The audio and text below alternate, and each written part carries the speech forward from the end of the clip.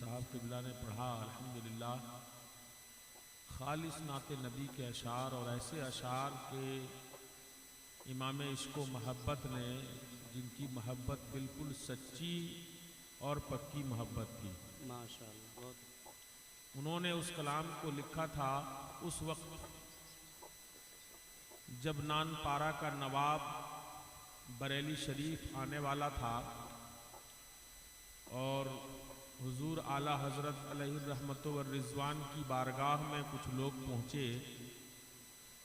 अर्ज़ किया, हुजूर नानपारा का नवाब आ रहा है, आप उनकी शान में कुछ अशार लिख दीजिए ताकि उनकी तारीफ़ करके उनको खुश कर सकें। ये मामूल है कि किसी दुनियादार की तारीफ़ की जाती है, वो खुश होता है तो कुछ न कुछ मालो दौलत लुटा के चला जाता है। मगर आला हज़रत की बारगाह में जब ये सवाल लेकर लोग आए, आला हज़रत ने बरजस्ता जो कलाम कहा और मिसरे में कहा कि करूं मदहे अहले दुवल रज़ा, पड़े इस बला में मेरी बला। करूं मदहे अहले दुवल रज़ा, पड़े इस बला में मेरी बला। मैं गदा हूँ अपने करीम का, मेरा दीन पा रहे ना नहीं। आला हज़रत ने फरमाया कि किसी मालदार की मैं तारीफ़ करूं, ये मेरा काम नहीं है, बल्कि मैं तो उस आका का गुलाम हूँ जिनका मैं कलमा पढ़ता हूँ। मेरा दीन इतना कमज़ोर नहीं कि एक रोटी का टुकड़ा है कि जिधर चाहूँ उधर लुटा दूँ। बहुत ही इसको मोहब्बत में डूबा हुआ कलाम पढ़ा। अल्लाह ताला हम लोगों को ऐसा ही कलाम बराबर सुनने की तौफीक अता फरमाए। आमीन। कुरान मुक़द्दस में अल्लाह रब्बे ज़ुल जलाल ने इरशाद फरमाया है, मा आताकुमुर रसूल फखुज़ूहु व मा नहाकुम अन्हु फंतहू। रसूल पाक जो तुम्हें दे दे उसे ले लो, जिससे मना फरमा दें उससे बाज आ जाओ। आका अलैहिस्सलातो व तस्लीम ने इस दुनिया में हम लोगों को कुछ चीज़ें करने के लिए भी कहा और कुछ चीज़ों से बाज रहने का भी हुक्म दिया, कुछ चीज़ों से हम सबको रोका। जिन चीज़ों से आपने हमें मना किया है उन चीज़ों से हमें रुक कर रहना चाहिए, बाज रहना चाहिए। उसी में हमारी भलाई दुनिया में भी है और आखिरत में भी है। ये अकीका की महफिल है। अकीका कहते किसको हैं? बच्चे की विलादत की खुशी में जो जानवर ज़बह किया जाता है उसी को अकीका बोलते हैं। अकीका करने के वक्त बच्चे के सर का बाल उतारना चाहिए और बाल का जो वज़न हो उसके बराबर या तो सोना या तो चांदी, जो हैसियत अल्लाह ने आपको दी है उसके बराबर अल्लाह की राह में खैरात कर देना चाहिए। और बच्चे का नाम अच्छा रखना चाहिए। बेहतर नाम जो अल्लाह को पसंद है, अल्लाह के रसूल को पसंद है, वैसा नाम रखना चाहिए। बाज़ हजरात ऐसा नाम रख देते हैं जिससे समझ में नहीं आता है कि ये हिंदू है या मुसलमान है, किस मजहब का मानने वाला है। कभी कभी इत्तेफाक होता है हम लोगों का, प्रोग्राम में गए, ड्राइवर रिसीव करने के लिए आया, आपने पूछा भाई नाम क्या है, तो बोलेगा पप्पू। अब समझ में आपको नहीं आएगा कि ये मुसलमान है या हिंदू है। धर्म तो पूछ नहीं सकते, क्योंकि अगर पूछ दिया और वो गैर मुस्लिम रहा तो सोचेगा कि मौलाना धर्म पूछ रहा है, पता नहीं क्या ख्याल है। तो अब उस बच्चे से पूछा जाता है, बाबू तुम्हारे बाप का नाम क्या है? तो बोलता है गुड्डू। बोलिए आप समझेंगे कहां से कि ये मुसलमान घर का बच्चा है? इसलिए नाम हमेशा ऐसा रखना चाहिए जो अल्लाह को पसंद है, अल्लाह के रसूल को पसंद है, और सुनते ही समझ में आ जाए कि ये किसी मुसलमान की औलाद है, मुसलमान के घर में पैदा हुआ है। अल्लाह ताला को जो नाम बहुत पसंद है वो कौन सा नाम है, गौर से सुनिए। अल्लाह को वो नाम पसंद है जिस नाम में अब्द लगा हो और अल्लाह के सिफाती नाम की तरफ निस्बत की हुई हो। जैसे अब्दुल्लाह, अल्लाह के नाम की तरफ अब्द की निस्बत है। अब्दुर रहमान, अब्दुर रहीम, अब्दुल सत्तार, अब्दुल जब्बार, अब्दुल कय्यूम, ये सब नाम ये अल्लाह को पसंद है। ऐसा नाम अपने बच्चों का भी हमें रखना चाहिए, मगर नाम रखते ही वक्त ये जहन में महफूज कर ले कि जब भी इसका नाम हम अब्दुल रहमान रखेंगे, पूरी जिंदगी उसको अब्दुल रहमान कहकर ही बुलाएंगे। नाम अगर अब्दुल रहमान रखा और बुलाने के वक्त रहमान कहकर के बुलाने लगे तो बुलाने वाला गुनहगार हो जाएगा।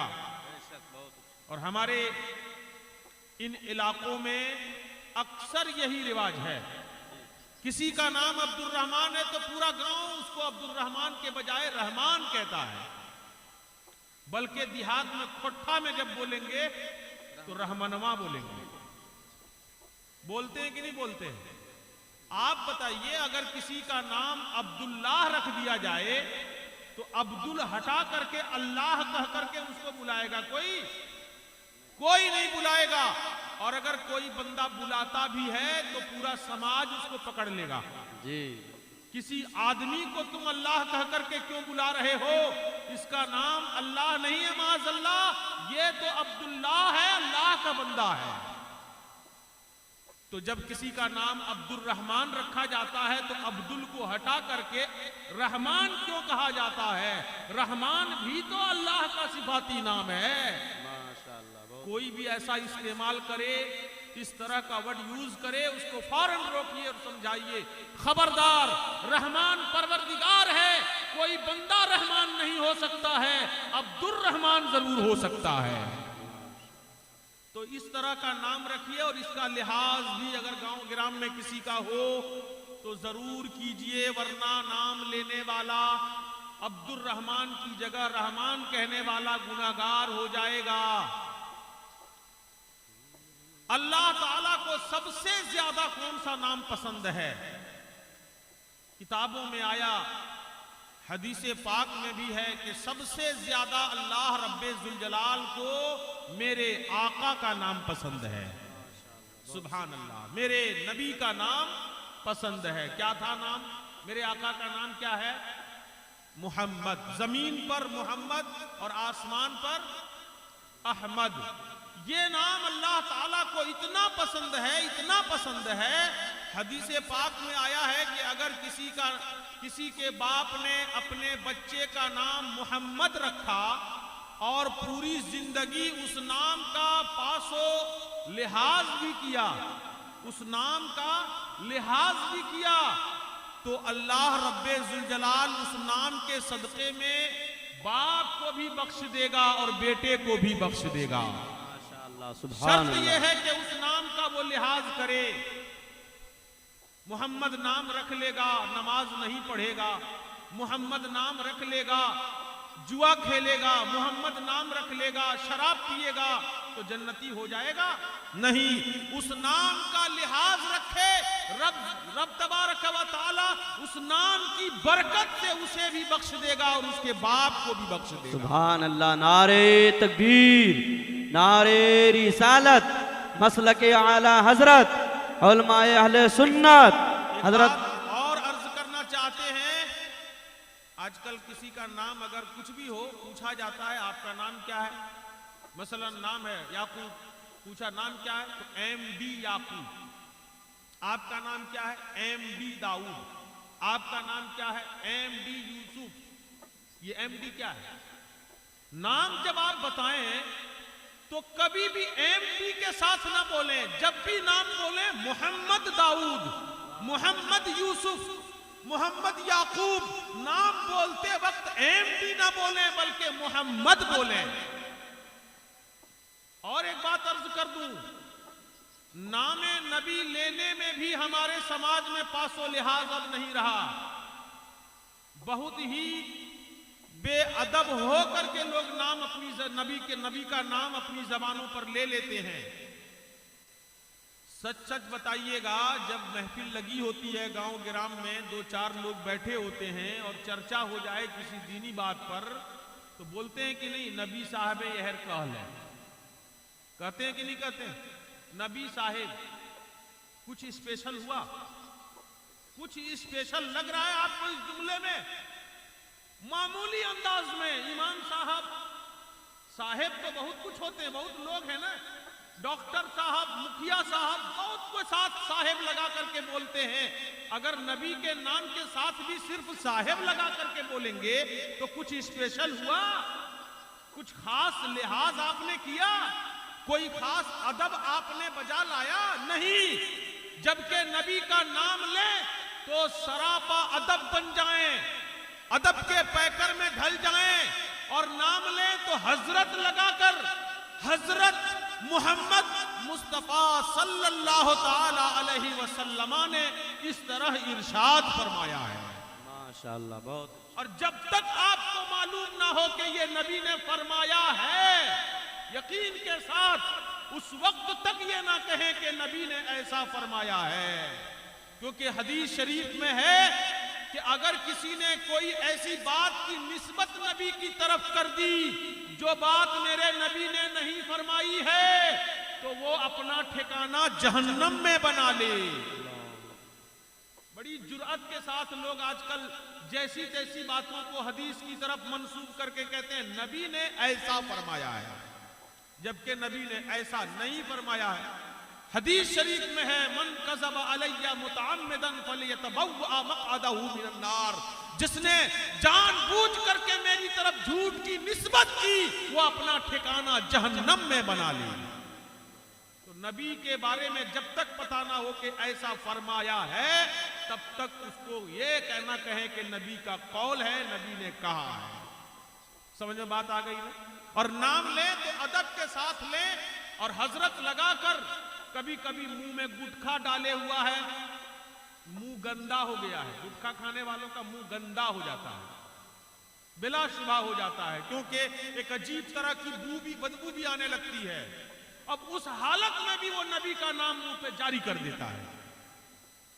शायर तो कहते हैं, हजार बार बशोयम दहन ज मुश्को गुलाब हुनूज नामे तू गुफ्तन कमाले बेअदबीस्त। या रसूल अल्लाह, अगर हजार बार भी अपने मुंह को मैं मुश्को गुलाब से धो लूं, फिर भी मेरा मुंह इस लायक नहीं होता कि मैं आपका नाम ले सकूं। बुजुर्गाने दीन का तरीका था कि बगैर वजू के नबी का नाम अपनी जबान पर नहीं लेते थे। वजू करते, बावजू होते, फिर नामे मोहम्मद जबान पर जारी करते थे। अगर इस तरह से अदब करना शुरू कर दिया हमने, तो फिर फैजाने नबूवत नबी की बारगाह से रहमतो करम की बारिश होना शुरू हो जाएगी, और नबी की मोहब्बत दिल में इस कदर रच बस जाएगी कि ईमान की हलावत भी आप महसूस करने लगेंगे। कब्र से लेकर के हश्र तक वो मोहब्बत आपको काम देती हुई नजर आएगी। ये नबी की सच्ची मोहब्बत दिल में रखिए, और सच्ची मोहब्बत जब आपको होगी जब नबी ये पाक का नाम अदब से लेंगे। बल्कि एक हदीस शरीफ सुनाता हूं, चूंकि अकीका की महफिल है और बच्चों की तरबियत के ताल्लुक से भी कुछ बातें उसमें आ जाएंगी।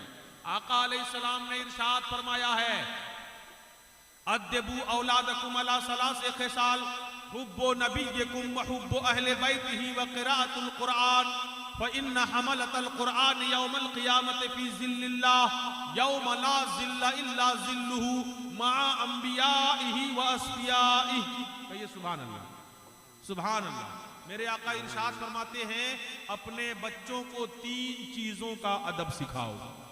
कितनी चीजों का? 3 चीजों का अदब सिखाओ। खास तौर से इन 3 चीजों के बारे में बच्चों को तालीम दो। नंबर 1, नबी की मोहब्बत सिखाओ, नबी से मोहब्बत करना सिखाओ उन्हें।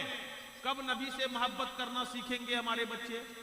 जब नबी का नाम पहले सीखें, अदब से नबी का नाम लेना सीखें। नबी ये पाक सल्लल्लाहु ताला अलैहि वसल्लम का नाम जब अदब से लेने लगेंगे, उन पर दरूदे पाक की कसरत करने लगेंगे, तो ऑटोमेटिक दिल में नबी की मोहब्बत पैदा हो जाएगी। आजकल हमारे बच्चे मोबाइल देखने के बड़े शौकीन हो गए हैं। हुए हैं कि नहीं हुए? आप कहीं से भी आइए, घर में आकर के मोबाइल लगा दीजिए, रख दीजिए, मोबाइल गायब। कितनों हार्ड पासवर्ड लगा के रखिए, 2-3 दिन के अंदर पासवर्ड तोड़ देता है। पता नहीं कौन सा सॉफ्टवेयर उसके हाथ में है, वो चुप करके देखेगा किधर किधर उंगली घूम रही है अब्बा की, और 1 दिन 2 दिन देखने के बाद पासवर्ड नकल करेगा और पासवर्ड तोड़ देगा, और मोबाइल में जहां तक आप नहीं पहुंचे हैं वहां तक आपका बाप पहुंच जाएगा। होता है कि नहीं होता है? और वो बहुत तरह की चीजें देखता है, बच्चा जिद्दी हो जाता है, मानेगा नहीं। अगर ऐसी नौबत आ गई है, बच्चा मानता नहीं, हर हाल में मोबाइल को लेगा, देखेगा, आप रोक नहीं पा रहे हैं, तो एक नुस्खा बताता हूं, उस पर अमल कर लीजिएगा, बच्चा सुधर जाएगा। बच्चे को आप कहें कि ठीक है बाबू, मोबाइल तुम देखोगे देखो, मगर क्या देखोगे ये मैं तय करूंगा। तुम्हें बालवीर देखने नहीं दूंगा, कार्टून देखने नहीं दूंगा, कोई सीरियल देखने नहीं दूंगा, क्योंकि बच्चे देखकर बहुत ज्यादा सीखते हैं। अगर वो कोई सीरियल देखने लगे, मसलन बालवीर अक्सर बच्चे देखते हैं, बालवीर देखने लगे अगर बच्चे, तो बालवीर में कोई जो सीरियल में जो हीरो है, उस हीरो की नकल वो करना शुरू करेगा, उसी की तरह बोलेगा, उसी की तरह चलेगा, उसी की तरह अदाएं अपनाएगा, बाल भी उसी की तरह कटाने की कोशिश करेगा। छोटा छोटा बच्चा मुर्गा कटिंग बाल कटवा लेता है, कटवाता है कि नहीं कटवा? उसको कैसे पता चला कि ये मुर्गा कटिंग कहां से आया? उसने मोबाइल में देखा, उसको समझ में आया। इस तरह से हीरो लोग बाल कटवाते हैं, मैं भी कटवाऊंगा तो मैं भी हीरो बन जाऊंगा। उसको ये नहीं मालूम है कि मैं उसके नक्शे कदम पे चलूंगा तो जहन्नम की तरफ बढ़ता चला जाऊंगा। उसे इसकी खबर नहीं है। गार्जियन पर जिम्मेदारी है कि बच्चे को बताएं, खबरदार ऐसी चीजें तुम ना देखना, मैं तय करूंगा तुम क्या देखोगे, क्या देखोगे। अल्लामा रजा साकिब मुस्तफाई दामत बरकातुहुल कुदसिया की कोई तकरीर निकाल कर लगा दीजिए, सुभान अल्लाह। पीर अजमल साहिब की कोई तकरीर, और हमारे जो उलमाए अहले सुन्नत हैं, छोटे छोटे क्लिप में हुजूर अलैहिस्सलातु वस्सलाम की जिंदगी के वाकयात को बयान करते हैं, दिलकश वाकयात, जिसे सुन करके आपकी आंखें डबडबा जाएंगी, सुन करके दिल में ईमान का चिराग जल जाएगा, सुनने के बाद बदन के रोंगटे खड़े हो जाएंगे। ऐसी रिवायतें खोलकर बच्चे के सामने रख दें और कहें, ऐ बेटा तुम इसे देखो, 1 बार नहीं 10 बार देखो, 2 दिन के बाद मैं तुमसे यही वाकया सुनूंगा, देखता हूं तुम बता पाते हो या नहीं। बच्चा गौर गौर गौर से सुनेगा, बार बार सुनेगा। अगर 10 वाकया इस तरह का उसने याद कर लिया नबी की जिंदगी के बारे में, तो अब वो अपने आप में सोचने लगेगा कि मैं जिन वाकयात को याद कर रहा हूं उसमें जो आइडियल शख्सियत है नबी की जात, उन्होंने ऐसे किया था, छोटों पर शफकत, बड़ों का अदब, तो मुझे भी वही करना चाहिए। और धीरे धीरे ऑटोमेटिक नबी की सुन्नत पर ढलता चला जाएगा। सुभान अल्लाह। इसलिए बच्चों की तरबियत पर खास तवज्जो दीजिए। एक वक्त था, वो पुराने लोग जो बैठे हैं ना, कमा कर दिन भर में थक हार कर घर आते थे, बच्चा आकर के दामन से चिपट जाता था, तो वो गोद में ले करके अंगना में खाटी पाड़ करके सो जाते थे और तारा दिखाते थे और कहानी सुनाते थे, कभी चूहा की कहानी, कभी बिलाई की कहानी। बच्चों पर टाइम देते थे, जैसा भी देते थे, जैसा भी देते थे, जैसा भी जानते थे, वो टाइम देते थे बच्चों के पीछे। सितारों के नाम बताते थे, वो तराजू है, वो मुर्गी चंगना है, वो खटिया है, सिखाते थे कि नहीं सिखाते थे? आज बच्चों से पूछिए वो कौन सा सितारा है, बता पाएगा? नहीं। क्यों? इसलिए कि गार्जियन अब बच्चों के पीछे टाइम देता ही नहीं है। बच्चा खुद ब खुद पल रहा है, बढ़ रहा है। वही जब बड़ा हो जाएगा तो ना वो बाप का असर कबूल करेगा, ना खानदान का असर लेगा। मोबाइल में जो जो देखा उसी का असर कबूल करके जवान हुआ तो वो एक विचित्र इंसान बनकर तैयार हो जाएगा। होगा कि नहीं होगा? कहिएगा कि बेटा मेरा है और करता दूसरे की तरह है, क्यों नहीं करेगा? बचपन से, जब से आजकल बच्चे तो 2-1.5 साल में ही मोबाइल चलाना सीख जाते हैं। होते हैं कि नहीं होते? वो मोबाइल चलाना सीख जाते हैं, छेड़ना शुरू कर देते हैं, ये हालत हो गई है।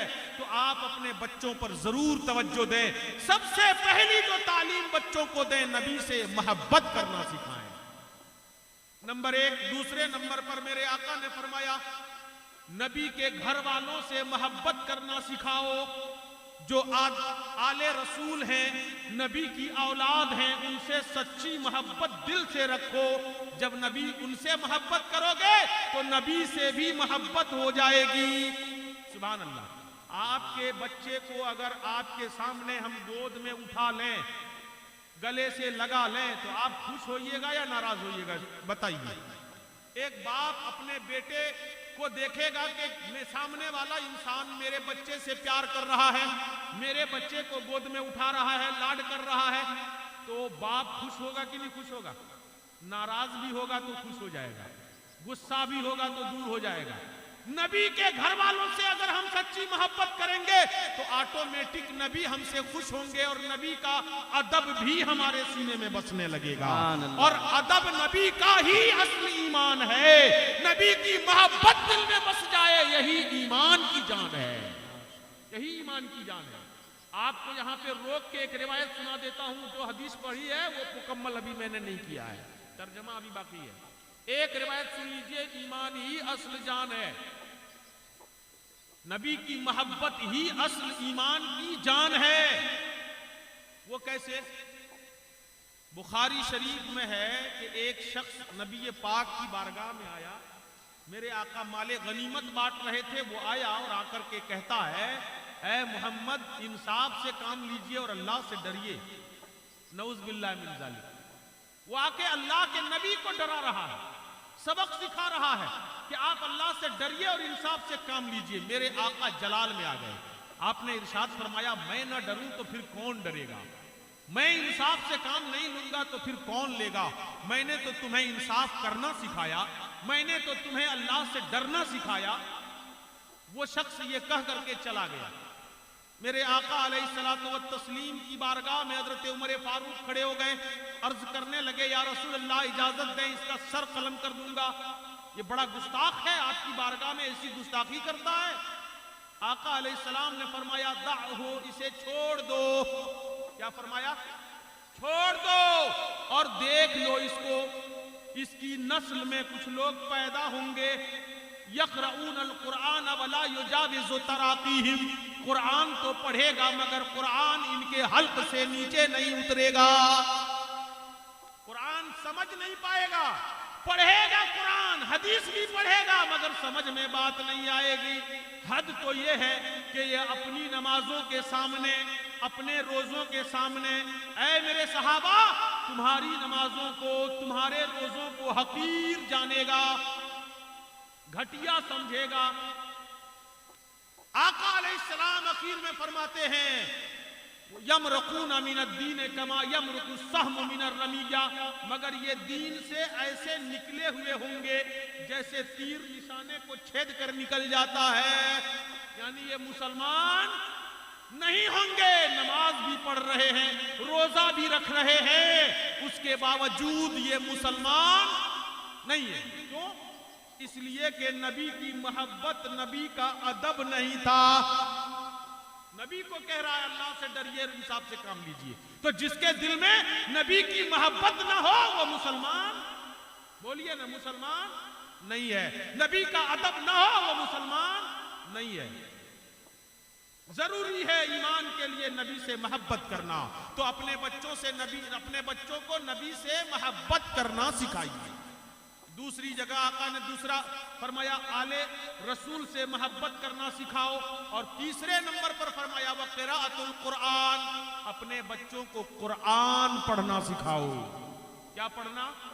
कुरान पढ़ना सिखाओ। और बच्चों से मैं कहूंगा, खाली कुरान पढ़ना सीखना नहीं है, बल्कि बराबर कुरान मुकद्दस की तिलावत भी करना है। अभी अगर पूछ दूं मजमे में कै गो आदमी है जो डेली फजर के बाद या कभी भी दिन भर में कुरान की तिलावत करता है, हाथ उठाए तो कोई उठा सकेगा? शायद कोई हो जो उठा दे। अक्सर लोग नहीं उठा सकेंगे। औरतों से अगर पूछ लिया जाए तो औरतों में ज्यादा मर्दों से ज्यादा औरतों की तादाद ऐसी निकलेगी जो कहेंगी कि हाँ हम कुरान पढ़ते हैं। औरतें कुरान पढ़ती हैं। जुमा के दिन कम से कम लड़कियां कुरान पढ़ लेती हैं। जुमा के दिन भी मौका नहीं लगा तो कम से कम रमजान शरीफ में तो पढ़ लेती है। पढ़ती है कि नहीं पढ़ती?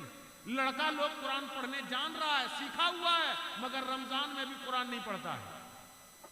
भूल गया कुछ सालों के बाद, मौलाना से कहेगा हजरत हम तो पढ़ना सीखे थे मगर भूल गए। याद रखिए, जो कुरान पढ़ना सीख जाता है फिर भूलता है, उस पर बहुत ही सख्त अजाब है।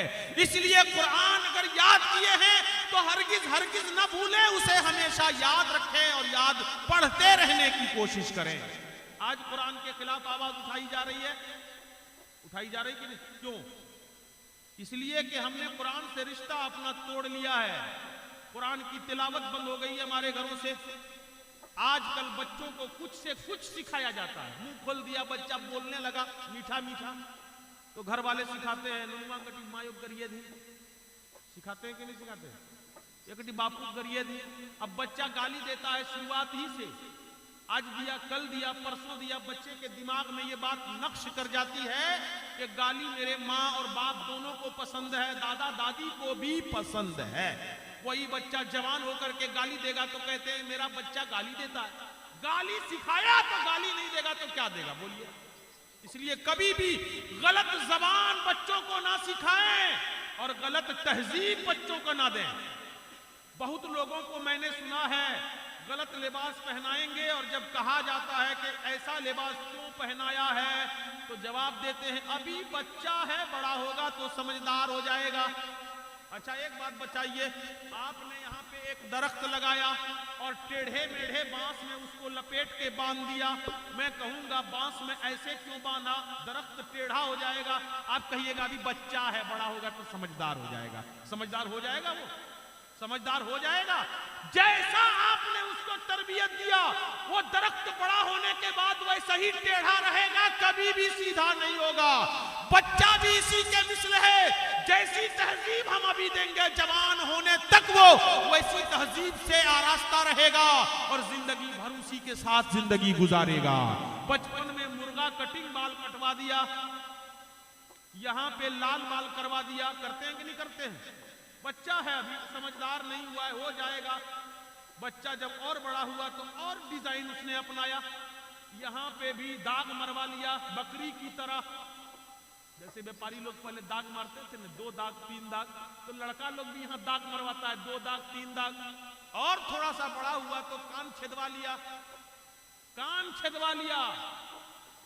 जबकि अल्लाह के रसूल ने फरमाया वो लड़के, वो मर्द जो औरतों की मुशाबहत इख्तियार करे उस पर अल्लाह की लानत है। औरतों के मिस्ल कान छेदवा लिया। बाज लड़के चूड़ियां पहन लेते हैं, पहनते हैं कि नहीं? लोहा पीतल तांबा वगैरह अल्युमिनियम वगैरह की चूड़ी पहन लेते हैं। कुछ लोग तो आजकल निकला है ना वो गोल गोल दाने वाला, जो औरतें गले में पहनती थी, वो गोल गोल दाना वाला, उसमें रबड़ लगा रहता है, 2-3 मर्तबा लपेट के हाथ में लड़का लोग पहन लेता है। कुछ लड़के धागा बांध लेते हैं। अजीब और गरीब दिमाग है लोगों का। कहीं भी शरीयत में इसकी गुंजाइश नहीं है। ये गैरों के साथ मुशाबहत है और धात की चीजें तो मर्दों को पहनना हराम है। मर्दों के लिए सिर्फ एक अंगूठी 4.5 माशा से वजन में कम हो। 4.5 माशा का मतलब 4.5 ग्राम तक ले लीजिए, थोड़ा सा ज्यादा होता है। 4.5 ग्राम तक वजन में हो, उससे ज्यादा का ना पहने। एक ही अंगूठी, वो भी चांदी की जायज है। सोने की अंगूठी मर्दों के लिए जायज नहीं है। गले में लॉकेट डालने के लिए चांदी की सिकरी डाल दिया, ये भी हराम है। हाथ में जो चांदी का चेन पहन लेते हैं ये भी हराम है। धागा बांध लेते हैं, कहते हैं अजमेर का धागा है, ये भी हराम है। इसलिए कि हदीस पाक में आका ने फरमाया है मन तशब्बह बिकौमिन फहुवा मिनहुम, जो जिस कौम की मुशाबहत इख्तियार करेगा क़यामत के दिन उसका हश्र उसी के साथ होगा। अल्लाहू अकबर। गैर मुस्लिमों की तरह अगर धागा बांधा, कयामत के दिन गैर मुस्लिमों के लाइन में खड़ा कर दिया गया तो क्या हाल होगा? अल्लाह बचाए सारे लोगों को। मां बहनें भी बहुत देर से बैठी हैं, एको को बात उनके लिए नहीं कहा किसी ने। कह देता हूं, वो लोग भी झुल्ली फीता खरीदने में बहुत माहिर हैं कि नहीं? ईद पर्व त्योहार आ जाए तो मर्दों की तो हालत खराब हो जाती है। डिमांड ही ऐसा है, ऐसी ऐसी चीज की मांग कर देगी कि शौहर बाजार में ढूंढते फिरे, एक बार लाया पसंद नहीं हुआ, फिर लाया फिर नहीं, फिर लाया फिर नहीं, 4 बार 5 बार 6 बार, लास्ट में ईद में झगड़ा झाटी होकर पार कर दिया। होता है कि नहीं होता है? बहुत घर में खुशी से ईद और त्योहार पार नहीं होता है। वजह क्या है? उसकी डिमांड शौहर पूरा नहीं कर सका। रोल गोल ला देना कान में पहनने के लिए, नाक में पहनने के लिए, गले में हार ला देना, चूड़ियां ला देना जिसमें नीचे मेटल लगा हुआ होता है। रफीक भाई, होता है ना, नीचे मेटल लगा होता है और ऊपर से खूबसूरती चिपकाई हुई होती है। उस मेटल वाली चूड़ी का इस्तेमाल करना भी हराम है। लोहे, तांबा, पीतल, अल्युमिनियम का झुलनी और नाक में और कान में, गले में हार पहनना, ये सब औरतों के लिए भी हराम है। औरतों के लिए भी क्या है? हराम है। मां बहनें सुने गौर से, अगर उसको पहन करके आप नमाज पढ़ेंगी ना तो आपकी नमाज भी खराब हो जाएगी। और बहुत लड़कियां नख पॉलिश लगाती हैं, नख में पॉलिश लगाती हैं, और वो पॉलिश जो होता है वो वाटर प्रूफ होता है, पानी अंदर जाने नहीं देगा। अगर वो नापाक हो गई तो जब तक उसको ब्लेड से खुरच करके हटाएगी नहीं, उस वक्त तक पाक नहीं होगी। इसलिए उस चीज का इस्तेमाल लड़कियों के लिए भी हराम है। आप एक मुसलमान की बेटी हैं, इस्लाम की शहजादी की तरह जिंदगी गुजारे। फातिमातुज़ ज़हरा ने जो सादगी की जिंदगी गुजारी है, वैसी जिंदगी गुजारने की कोशिश करें। आप कनीज़े फातिमा बने, जन्नत में उनके साथ पीछे पीछे आपको भी जन्नत में जाना है। अजीब अजीब स्टाइल का लिबास भी सिलाएंगी तो पीठ की तरफ एक बीता तक खुला रहना चाहिए। बोलिए, गलत बोल रहा हूं क्या? दर्जी लोग भी एक एक डिजाइन निकाला, पीठ की तरफ एक बीता खोल दिया। लड़कियां ओढ़नियां भी ओढ़ेंगी तो मफलर की तरह।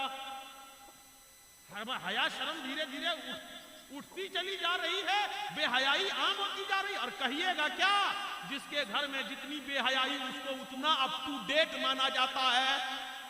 वीआईपी आदमी है, अप टू डेट है, इसलिए ऐसा ही इसके घर का कल्चर होगा।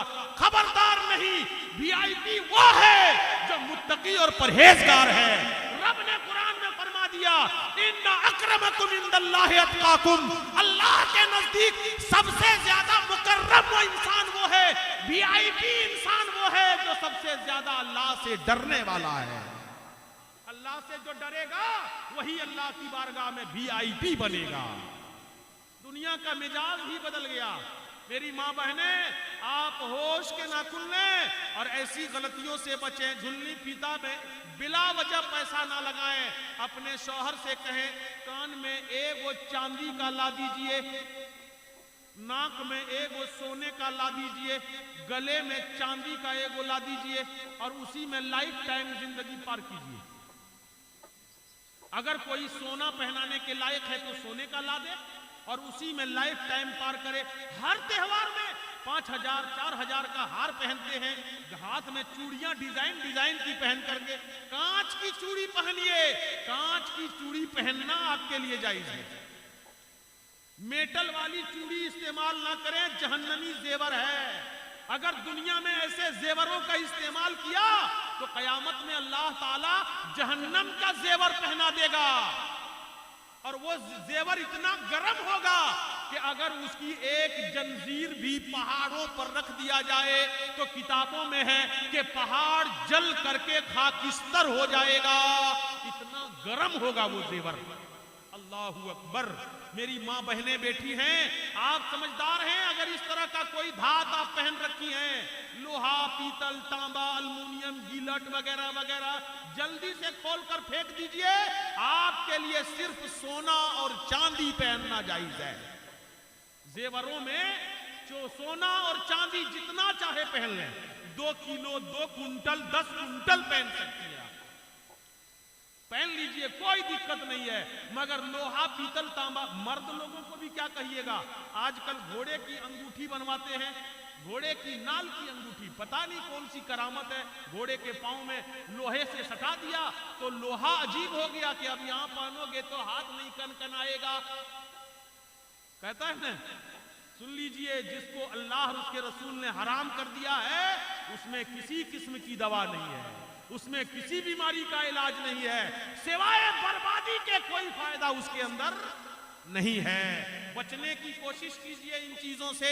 ये छोटी छोटी बातें हैं जो लोग गलती करते रहते हैं। अल्लाह ताला हम लोगों को बचाए। लिबास जब भी बच्चों को पहनाए, फटा हुआ जो डिजाइन वाला आता है ना, यहाँ पे फटा हुआ है तो उसको डिजाइन, स्टाइल कहते हैं, स्टाइल।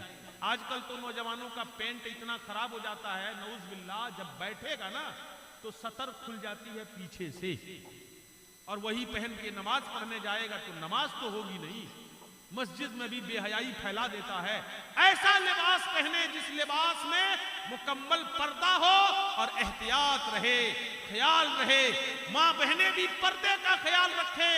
आपके लिए जिस मर्द के सामने खुल करके सामने आना जायज नहीं है, पर्दे की आड़ से आप बात करें। मर्द घर में ना हो तो खबरदार किसी अजनबी आदमी से आप आमने सामने ना हो, जवाब दे दे मेरे मियाँ घर पर नहीं है, आप अंदर नहीं आ सकते हैं। चाहे गांव का भतीजा हो, चाहे गांव का काका हो, चाहे गांव का कुछ भी हो, आपका अपना रिश्ता, जैसे बाप है, चचा है, भाई है, भतीजा है, ऐसे रिश्तों को आप सामने खड़ा कर सकती हैं। लेकिन ऐसा रिश्ता नहीं, गांव का देवर है, गांव का चचा है, गांव का भतीजा है, अपने खून का नहीं है, तो ऐसे रिश्तों से परहेज कीजिए और बचिए। खास तौर से भाभियां सुन लें, देवर लोगों से भाभियां मजाक करती है ना भौजाई से, अल्लाह की पनाह। जबकि हदीस शरीफ में आया है कि भाभी के लिए देवर मौत है। क्या है? मौत, मौत है। देवर को भाभी से भी बचना चाहिए और भाभी को देवर से बचना चाहिए। चेहरा खुला रख सकते हैं, मगर मजाक तो हरगिज न करें। बेहुदा मजाक लोग कर लेते हैं, आजकल मजाक की बात नहीं। अरे भाई, अगर कोई लड़का रहा तो दादियों से मजाक कर लेते हैं, नानी से मजाक कर लेते हैं, और अगर कोई दादा बूढ़ा हो गया तो अपनी नतनी को देखेगा और कहेगा बिहा कर ले। वो कहता है कि नहीं कहता? नऊज बिल्लाहि मिन जालिक। वो दादा या नाना बाप के मंजिल में है, हमेशा के लिए उस मर्द के लिए वो लड़की हराम है, आपकी बेटी के मंजिल में है। ऐसा जुमला बोलते हुए आपको जमीन में दफन हो जाना चाहिए। कभी भी जबान पर ना लाएं। आप अपनी नतनी से मजाक ना करें, इस तरह की अपनी आप पोती से इस तरह का मजाक ना करें। ये बेहुदा मजाक है, बेशर्मी और बेहयाई लाने वाला मजाक है। ऐसी चीजों से हमेशा मुआशरे को बचाएं। छोटी छोटी बातें जो बहुत ज्यादा आसानी से करके हम निकल जाते हैं, समझते ही नहीं कि यहाँ पे गुनाह कर लिया, यहाँ पे ये हो रहा है, वहां पे वो हो रहा है। अल्लाह ताला हम सबको इन बातों से महफूज रखे और बचने की तौफीक अता फरमाए। आमीन सुम्मा आमीन। बात बहुत लंबी हो गई, बात कहते रहेंगे इतनी। असल में एक शेर है, एक दो जख्म नहीं सारा बदन छलनी है, दर्द बेचारा परेशान है कहां से उठूं। हमारे मुआशरे का यही हाल है। जिधर से भी आप छेड़ दीजिएगा तो एक दास्तान बन जाएगी, बात खत्म होने का नाम नहीं लेगी। इतनी ही बात पर अगर अमल हो जाए तो बहुत बड़ा काम हो जाएगा। आज की महफिल जितना खर्च हुआ है कबूल हो जाएगा। अल्लाह ताला हम लोगों को अमल की तौफीक अता फरमाए। 4-5 अंगूठी जिसने भी पहना होगा जल्दी खोल के फेंक दीजिएगा। गले में अगर चैन वैन पहन रखा है खोल के फेंक दीजिएगा। इन चीजों को न रखें, जहन्नमी जेवर है। अल्लाह ताला हम लोगों को अमल की तौफीक अता फरमाए।